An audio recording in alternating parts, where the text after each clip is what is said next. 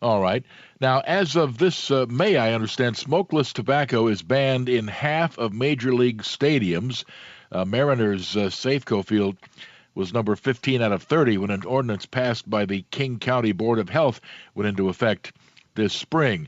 Now, this 15 of 30, in that case, of course, it was a jurisdictional move, not a move by the team. The county in which the Seattle Mariners play simply said this will be the case. And of the 15 ballparks where this ban against smokeless tobacco has taken place, I'm wondering how many were made by the teams and how many were made by the local governing jurisdiction. Well, that's the problem. It's one thing to ask ball players to be good role models, but it's another when you tell everyone, including the fans, that they have to be without smokeless tobacco. And you ban it throughout the stadiums, throughout the ballparks, because now we're talking about telling people how to behave. And, you know, you have all these ballparks banning smokeless tobacco, but they're still selling beer. And they're still selling alcohol to allow their fans to drink and possibly drive. So that's a bit of a hypocritical policy. Although, of course, just because you drink doesn't mean that you automatically either violate the law or public safety. Whereas if you use tobacco in any form, you are automatically increasing your odds of becoming sick and clogging up our healthcare system, be it from cancer or heart disease or what have you. So there is a distinction. Yes, certainly selling beer allows the possibility that you may, in fact, be endangering yourself or others. The selling of any tobacco product increases the absolute certainty that you'll be endangering somebody's health. Well, I beg to differ, Jim. I've been studying tobacco risks for 25 years. I've published 60 articles and studies in medical journals, and I know the risks of tobacco use. And when it comes to smoking, there's no question. Smoking is bad. Yeah. It causes strokes, heart attacks, lung cancer, all kinds of diseases. But smokeless tobacco is vastly safer. Is it and now? Most Americans. All right. Now, I know that certainly it's an old joke of Larry the Cable Guys to talk about the effects of secondhand chew, and I dare say that that's not a major problem. But you're telling me that in terms of just the individual use of smokeless tobacco, that there is not an increased risk among those who use it of mouth cancer, throat cancer, anything of that nature. Look, Jim, you can disagree with me. Well, I'm really asking. Yeah, no, I understand. And I can tell you that smokeless tobacco, the modern dip and chew products, are demonstrated to not have any risk for mouth cancer. Now, I can tell you that it's not just me saying that.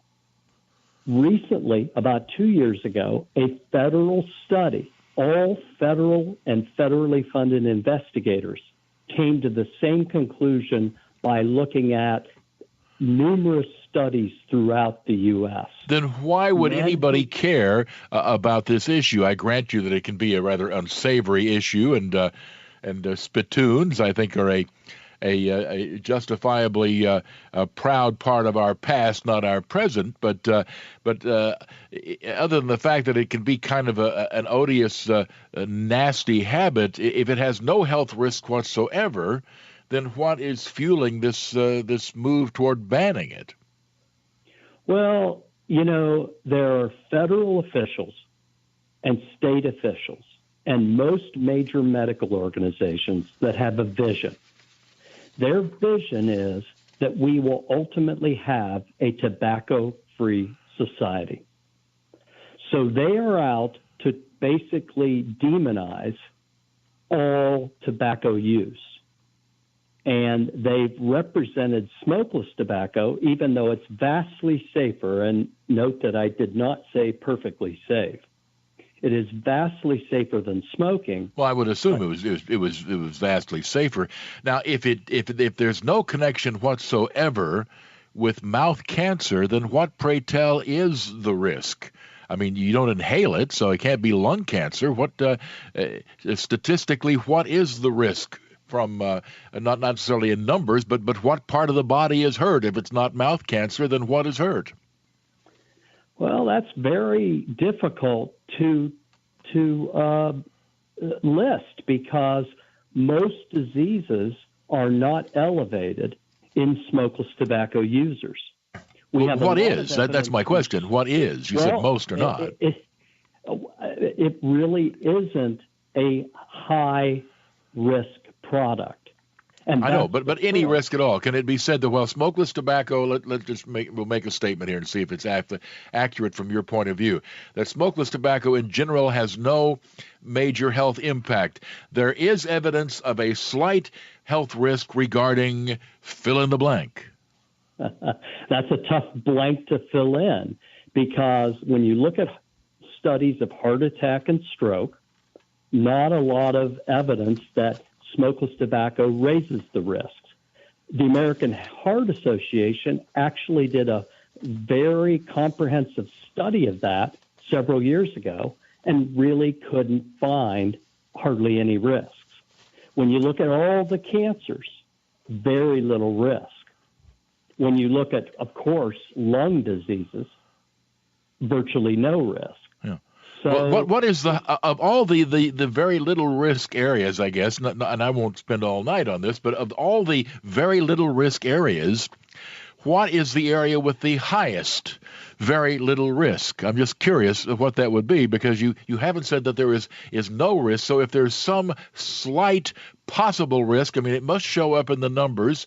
Non-smokeless tobacco users have an X% level of this particular malady. The smokeless tobacco users have a Y% level of this particular malady. Whatever is the highest, although statistically small risk, I'm just wondering what that would be, if not mouth cancer. Well, most of the studies have not significantly shown that the risk is elevated. Well, okay, not significantly, but at all. I'm just curious. I mean, because you shied away from the notion of no risk.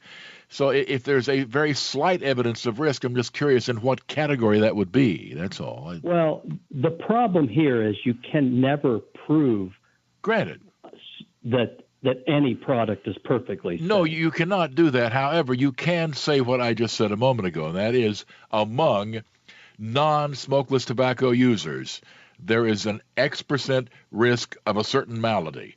Among smokeless tobacco users, there is a Y% risk of a certain malady. Now, regardless of whether you can prove causality, I'm just curious what that risk would be. Maybe there's another cause for it, but or otherwise you would just be telling me flat out that it's not risky, and you seem to shy away from that.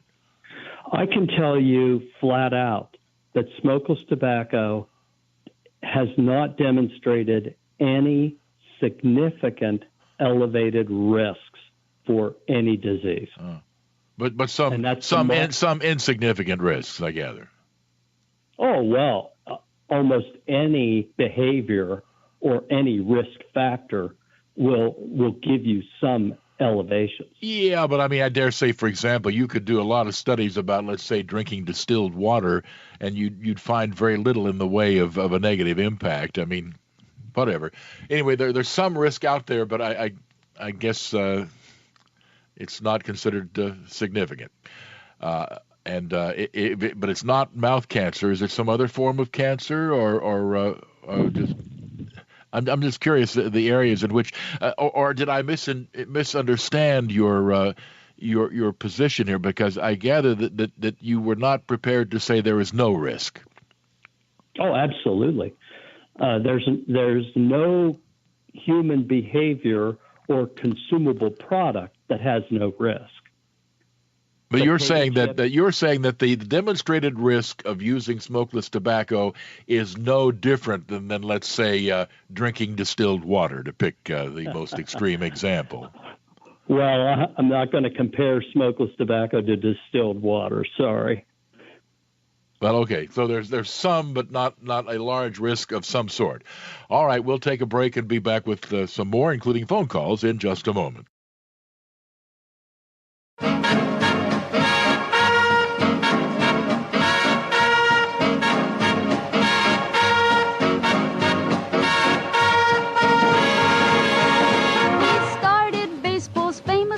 That's got us all aglow.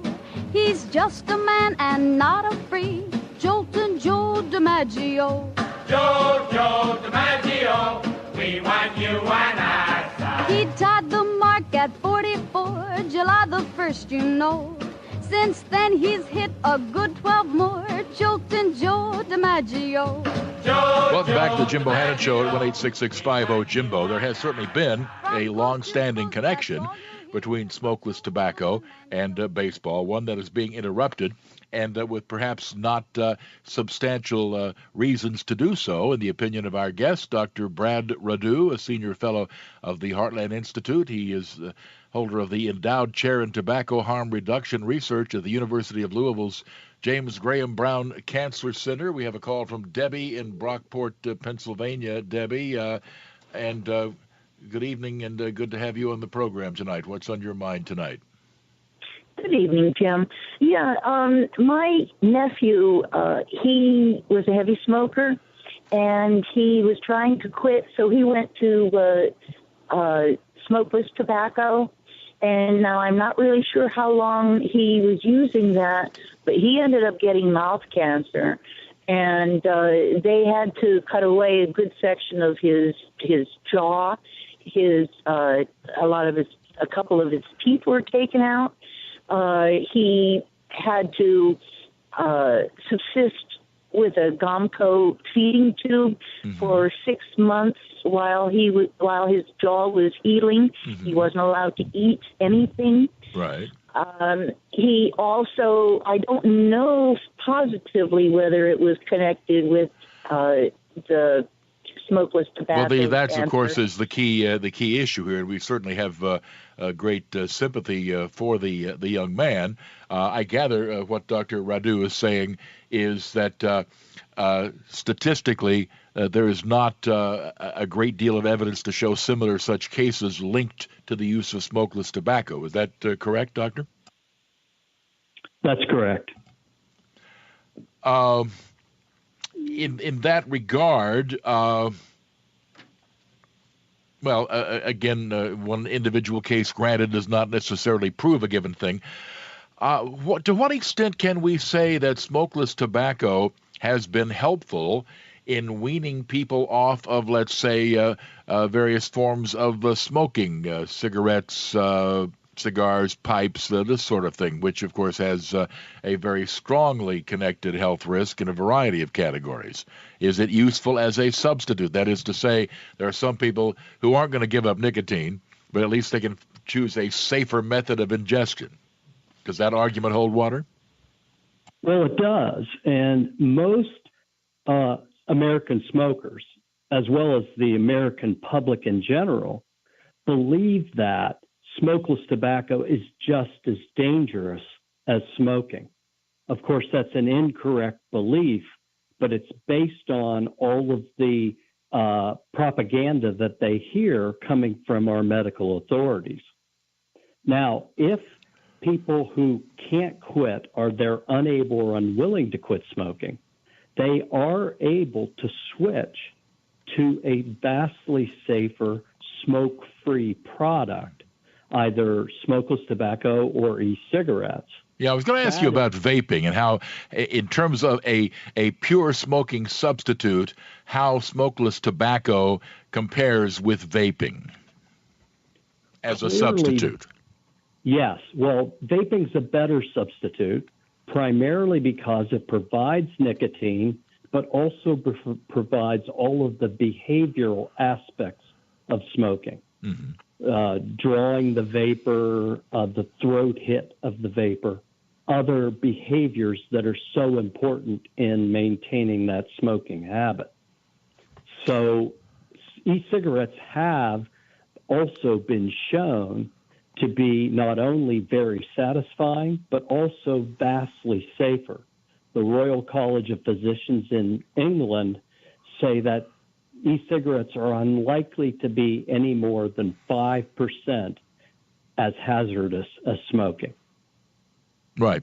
All right, to John in Dallas on the Bohannon Show with our guest, Dr. Brad Radu. Good evening, John. Hey, Jimbo, how you doing? Fine, thank you. Actually, the statement you just made, that was my question. It was about the vaping, if it was actually safe or not safe, and we heard the information on that, so that makes sense. But, it's interesting, though. It's kind of like this. Statistically, smoking is saying it's bad or it's good or it's bad, and we hear the stories about people getting cancer. But, for a diabetic, if you're diabetic type 1 or type 2, it's not smart to go out and eat 12 Snicker bars. So the diabetic will sometimes go and eat sugar-free, alcohol-free candy, or they'll drink about 9 or 10 Diet Mountain Dews. Mm. Would that be, okay, well, I'm not going to smoke 6 packs of cigarettes, but I'm going to vape. Will you get charged with all that nicotine, or not nicotine, but nicotine. Well, with vaping or like with the smokeless tobacco, you do get the nicotine. You do not, of course, get the ash and other ingredients in your lungs and this sort of thing. We're coming up on a break that doesn't move, and so we'll give you an answer when we come back in just a moment.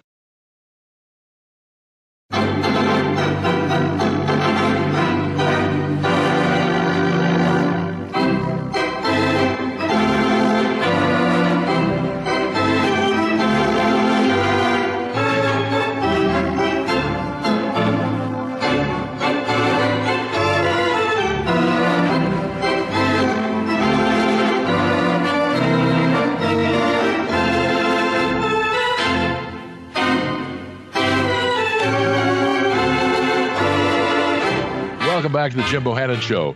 Under Major League Baseball's 2016 collective bargaining agreement, smokeless tobacco was banned for all new Major League players, but all the hundreds of other players already in the league were grandfathered in, and a study in 2015 found 37% of Major League players and coaches were, in fact, smokeless tobacco users, representing, by the way, a drop from half of the players who had used a few decades before, still far higher than the proportion of use among the country's male population overall. Now, there was a Sports Illustrated story that came out, and I'll just quote from this as we go back to some calls for Dr. Radu, from the Sports Illustrated story, and I quote, "Smokeless tobacco use has been linked to an increased risk of mouth, tongue, cheek, and gum cancers, along with other health risks." Is that just a flat-out incorrect statement? Yes, it is. Sports Illustrated isn't my choice for medical journals. No, it's not a medical journal, but it would be interesting that they would make such a statement without any basis whatsoever. You're saying that this was made up out of whole cloth. Yes. And the reason is I assume you trust the American Cancer Society as a legitimate organization. Oh, yes, absolutely. Okay. So a few months ago, the Cancer Society came out with a study of the top 20 or so causes of cancer. We're talking several 100,000 cases of cancer. Smoking was number one.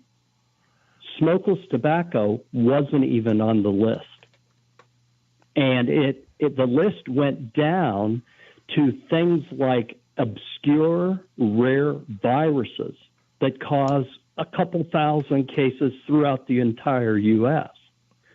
So the American Cancer Society basically came to the conclusion that smokeless tobacco wasn't a cancer-causing agent. And we're talking about smokeless tobacco used by 5 or 10 million people in the U.S. Yeah, certainly it would certainly seem that there would be a sign among a base that large. And again, as you note, the American Cancer Society is hardly an organization aimed at excusing any potential carcinogen from their scrutiny. To Robert in Susanville, California next. Hello, Robert. Good evening, Jim.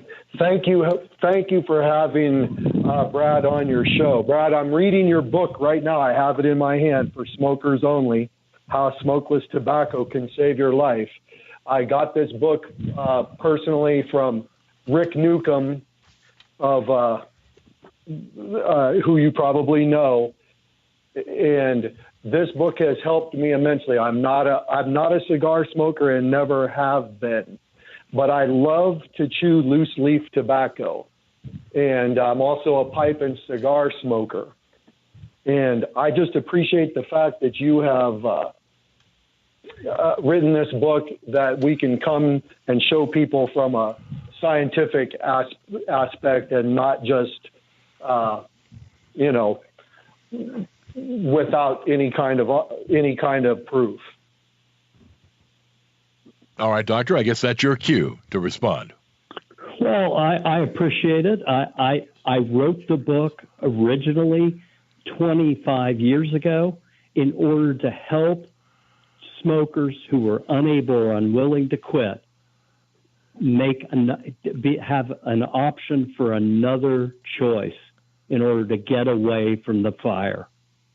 And I updated the book several years ago, and I'm glad that some are finally getting a chance to read it. Now, Jim, I think it's important here to answer a question that came in before the break, and that is about nicotine. Yes, I was about to bring that very thing up. Nicotine itself is supposedly dangerous in some ways, is it not? Well, that's the thing. Nicotine is one of the most intensively studied chemicals in the history of medicine. Thousands and thousands of studies. And it's been shown that nicotine does not cause any of the diseases that kill smokers. Doesn't cause cancer, doesn't cause heart attacks and strokes, doesn't cause emphysema. In fact, nicotine can be used as safely as another common chemical, caffeine, because it's the way we deliver those chemicals that basically causes the disease. So the carcinogens, in other words, are in the smoke, the ash, and the similar things that are taken into the lungs. As I say, I am not aware of anything that nicotine per se, only nicotine, does. I couldn't name you one thing that it's supposed to do. That's exactly right. It's the delivery system. It's the smoke that contains 7,000 other chemicals that cause the diseases over a career of 20 or 30 years. Okay. Let's talk. Let's talk to Don in St. Augustine, Florida. Good evening, Don. Good evening, sir. Yes. I had a question for your guest. I wonder, does he personally use smokeless tobacco? And if not, why not? Well, it's a great question. All right, go ahead, Doctor. Tobacco has never been that attractive to me. I've tried it, of course, but it doesn't do that much for me. Different people respond differently to different consumables. I tend to enjoy coffee, so I enjoy it to the extent that I roast my own beans.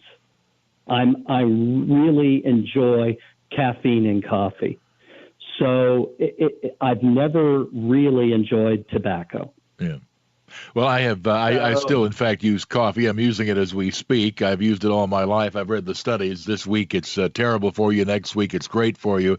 Back and forth and back and forth. And again, I'm assuming delivery systems matter. I dare say it probably wouldn't be a good idea to freebase Folgers freeze dried. But be that as it may. If you have your thoughts regarding vaping, which of course does take nicotine into the lungs, which of course smokeless tobacco does not. Is there any connection at all between vaping and any lung disease, cancer or other problems, emphysema, what have you? Well, first, let's take a look at the smoke versus the vapor. The smoke has nicotine and 7,000 other chemicals. Yeah. Vapor has nicotine and about a half a dozen others. There's water, propylene glycol or vegetable glycerin, some flavors, and a few other contaminants at very low levels. So just from the chemistry, we know that vapor is very much unlikely to cause any major problems. Now, to be fair, we don't have a vaping history like we have smoking. True. So we don't know what vaping will do over a 20 or 30 year period. And of course, right now, most vapors are former smokers, so they carry those risks with them. But it's unlikely that vaping will ever reach the same level of risk that smoking reaches. All right, more to come. We'll be back in just a moment.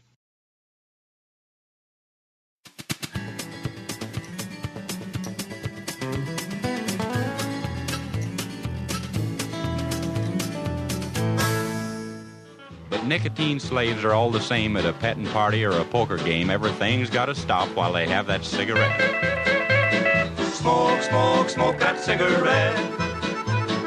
Puff, puff, puff, and if you smoke yourself to death. Tell St. Peter at the Golden Gate that you hates to make him wait, but you just gotta have another cigarette.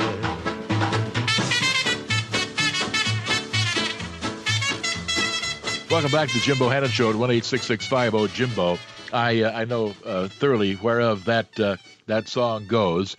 I have, in fact, gone out into raging snowstorms to buy a pack of cigarettes, having re-smoked every butt I could drag out of my dirty ashtray. I did the math, and I estimate I smoked about 500,000 Marlboros in my life. I don't recommend it. I'm still here, but when I go, I think there is every good likelihood that I will go sooner than I would have because of that, even though it's been decades since I touched a cigarette. So certainly the notion of better ways of ingesting nicotine are intriguing to me. I would have to add that. I used to drink a lot more than I should, but when I stopped drinking a lot, I never stopped drinking at all. I've never had a moment's craving for alcohol, not one. I probably, let's see, it's March this calendar year. I don't know, have I had 5 drinks this year? Probably not. Something like that, I would guess, would be close. So, but tobacco, you know, if I had one cigarette, even a baby cigar, some father's new baby cigar, I'd be back to 2.5 packs a day. So I know what we're talking about here when it comes to addiction. Our guest is Dr. Brad Radu, Senior Fellow at the Heartland Institute. He has got the endowed chair in tobacco harm reduction research at the University of Louisville's Cancer Center. And we have a call from Mark, who is on Long Island, New York tonight to weigh in this evening. Go ahead, Mark, and what's on your mind? First of all, such an honor to be talking to you, Jim. I love your show, long-time listener. Thank you. And believe it or not, first-time caller. And also, you know what? Love the topic you're talking about tonight. I'm curious to know, I've been reading about all the various flavor bans all around the country. Can you tell me what that's about? And from what I understand, the flavors help people get off cigarettes. Why would the government be trying to ban that? But by flavor, you're talking about what flavored smokeless?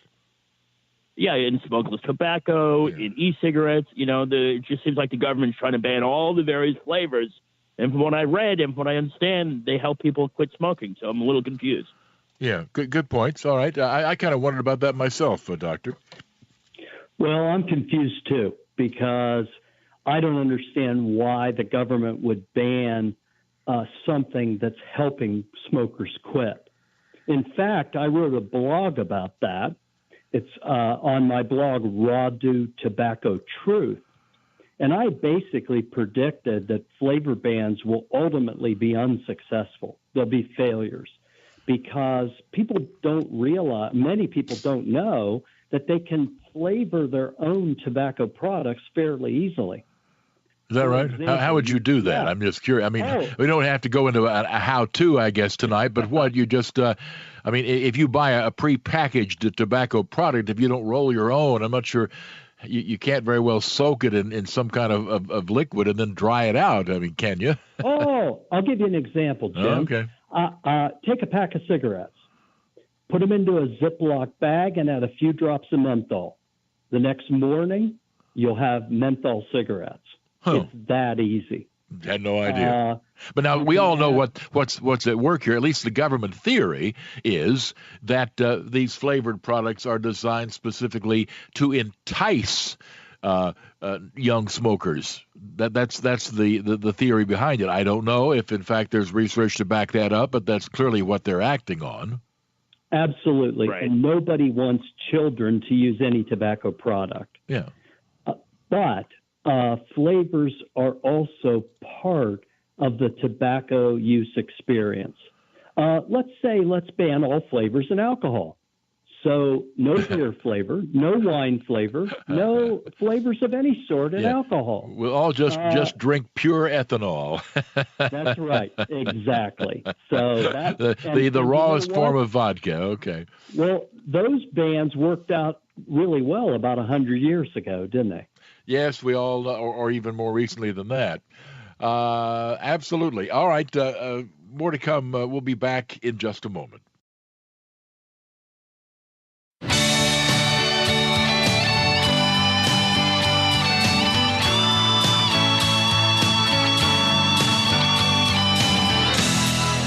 Are all you left on your lipstick stains? Take a picture of our past there in that ashtray. We had our fun, used to light your flame like the dancing smoke that rose. We tried to find our way. No one told me, she told me your love's like one last cigarette, I will savor it, the last cigarette, take it in, hold your breath, hope it never ends, but when it's gone, it's gone. Yeah, it's gone, and I'll tell you, from my life, it's gone, and good riddance, no question about that. Dr. Brad Radu, our guest, is with the University of Louisville's Graham Brown Cancer Center, and he has done considerable research. And you find, I guess, what, hysteria is that, or an agenda? What exactly do you find at work as regards the continued efforts to get rid of smokeless tobacco, and to a lesser extent, I suppose, also there are efforts against vaping as well? Yeah, I think you could describe it as a hysteric agenda to rid the entire country of these tobacco products. And, you know, it was well-meaning and well-directed at smoking. But when it comes to smoke-free, vastly safer products, what's the purpose? Well, I don't know in terms of profitability. I have no idea. My guess would be that tobacco companies make a lot more from smoking products than they do from smokeless products, and I'm not even sure who provides the material used by vaping. I know that I must ask the question. I don't have any reason to believe there's any ulterior motive at work here, but from the standpoint of the history of all such discussions, we must ask you about the funding for your research at Louisville. Has any firm, let's say, related to this discussion contributed to it? For the past 15 years, my research has been supported by unrestricted grants from tobacco companies to the university. The university administers those grants, and we get the ability to conduct our research and other activities. From a personal standpoint, I have no connection with any tobacco company at all. I live on a professor's salary, and I'll retire on a professor's pension. And there's been no pressure whatsoever from the tobacco companies as regards your research into smokeless tobacco products. Absolutely none. We are free to conduct and publish any research project we think is important. All right. What would be the one thing you would like us to remember from the discussion this evening? That smokers don't have to quit all tobacco and nicotine products entirely to get the health benefits of quitting smoking.